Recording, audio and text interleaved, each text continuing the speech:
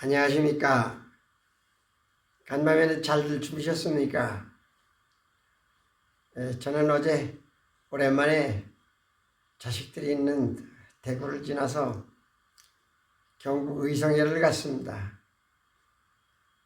고난주간에 우리 온 가족들 앞에 예배를 드리고 싶었습니다. 그런데 팔자령 고개를 넘어가는데 벚꽃이 활짝 피었더라고요. 또 개나리꽃도 활짝 피고 참 봄의 산뜻한 기분을 느꼈습니다. 저는 얼마나 미련스럽게 살았는지 어디 그 좋은 여행지를 알지 못해서 어떤 때는 아내가 좀 나들이를 가자 그래도 갈 데를 몰라서 좀 막막한 때가 많이 있었습니다. 근데 우리 인생은요, 아무 의미를 모르는 그저 무조건적인 인생이 있는가 하면 하나님 앞에 존귀하게 드려진 인생이 있습니다. 어차피 그 무조건적인 인생은 세상에 취해서 살고 누리고 그렇게 살지만 하나님 앞에 드려진 인생은 그런 무조건적인 인생을 아디우 하고 하나님 앞에 조심스럽게 살아간다고 생각을 해봅니다. 우리 성경 마태복음에 보니까요, 어떤 부자 청년 한 사람이 예수님 앞에 와서 내가 어떻게 하면 영생을 얻겠습니까? 라고 묻습니다. 이 질문을 가만히 생각해 보면 오늘 우리들의 질문이기도 하죠.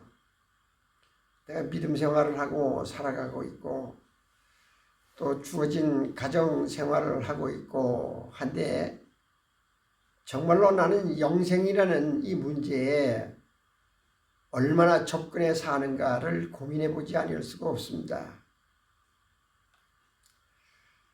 이 사람은 육신의 삶에 부족함이 없는 부자라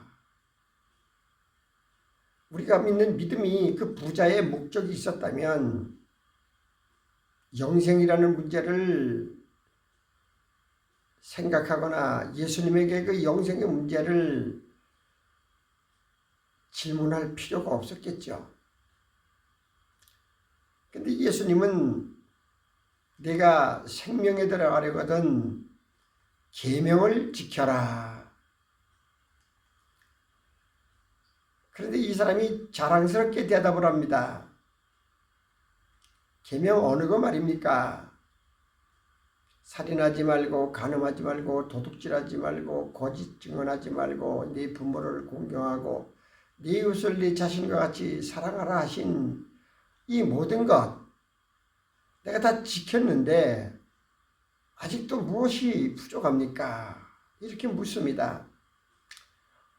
이 사람은 유대인으로 일찍이 율법의 교육을 받고 제도와 형식에 따라서 계명을 잘 지키는 사람으로 스스로 자부를 했습니다.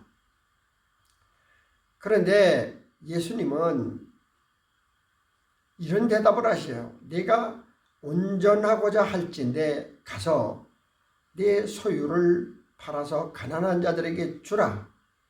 그리하면 하늘에서 보화가 내게 있으리라. 그리고 와서 나를 따르라. 이렇게 말씀을 하십니다. 이 예수님 대답 속에서 우리가 깨달아야 할 것이 무엇인가? 내가 온전하고자 할진대, 다시 말해서 그가 지금까지 지켜온 모든 율법이 온전하지 못했다는 것입니다. 계명을 온전하게 지키지 못했다는 것입니다. 이 말씀을 들어보면 오늘 우리가 믿음 생활을 하면서 지금까지 우리가 믿어온 믿음이 온전한가? 하나님을 사랑하고 이웃을 내 몸같이 사랑하고 예배를 드리고 이 모든 것이 하나님이 바라시는 바에 대해서 온전한가? 여기에 온전함이란 하나님과 예수님의 요구에 충족이 돼야 온전한 것입니다. 수직적으로 하나님을 사랑하는 일에 온전하고 수평적으로 이웃이나 부모를 내 몸같이 사랑하며 그 삶을 실천하며 온전하게 계명을 지켰더라면 부자가 될 수 있었을까 하는 문제입니다. 그의 눈앞엔 불쌍한 자가, 헐벗은 자가, 가난한 자가, 병든 자가, 고통당하는 자가 안 보였을까요? 오늘 우리들 눈앞에는 그런 사람이 안 보일까요? 그래서 예수님은 그가 지킨 계명의 실제적인 내용에 온전함을 요구하신 것입니다.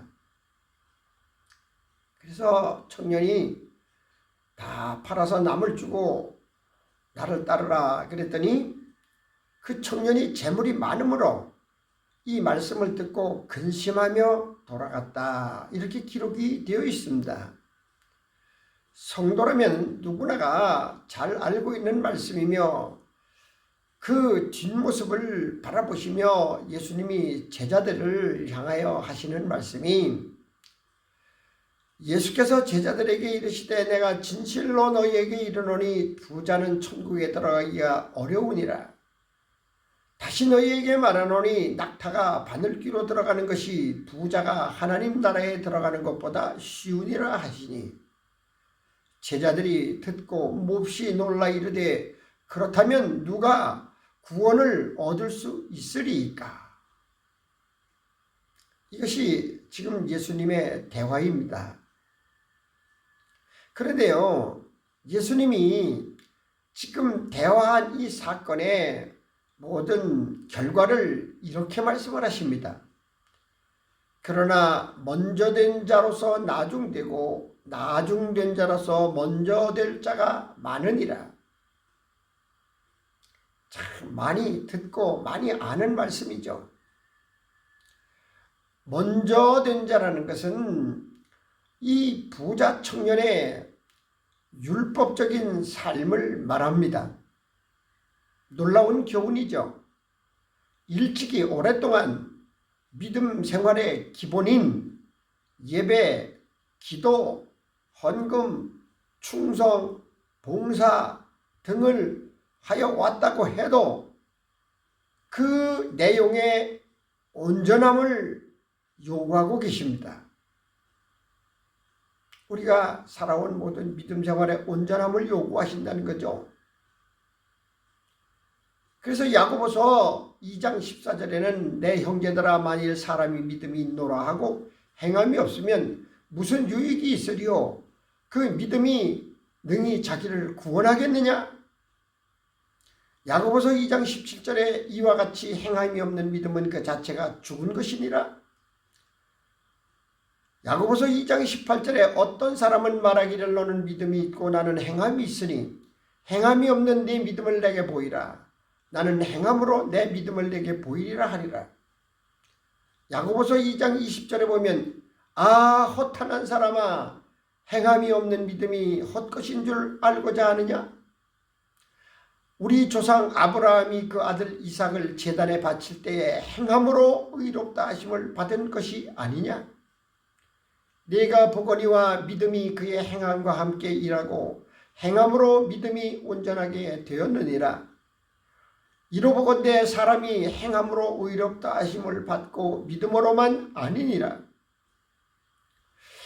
이 말씀을 볼 때 이 부자는 먼저 된 자입니다. 분명히 하나님의 율법을 받고 계명을 행한 사람입니다.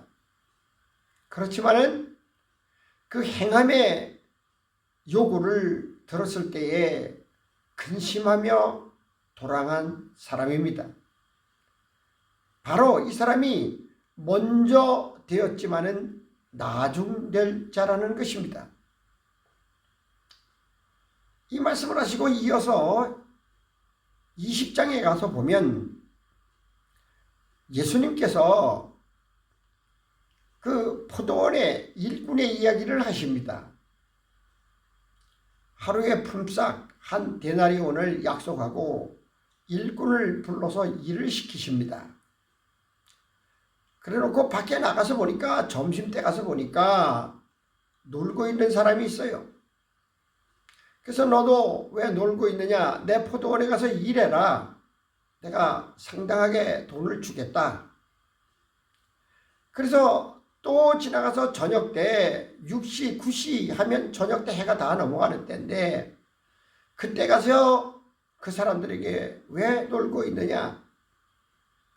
어찌하여 종일토록 놀고 있느냐? 내 포도원 농장에 가서 일을 해라. 그래서 이 사람들이 대답하기를 우리를 품꾼으로 쓰는 사람이 없습니다.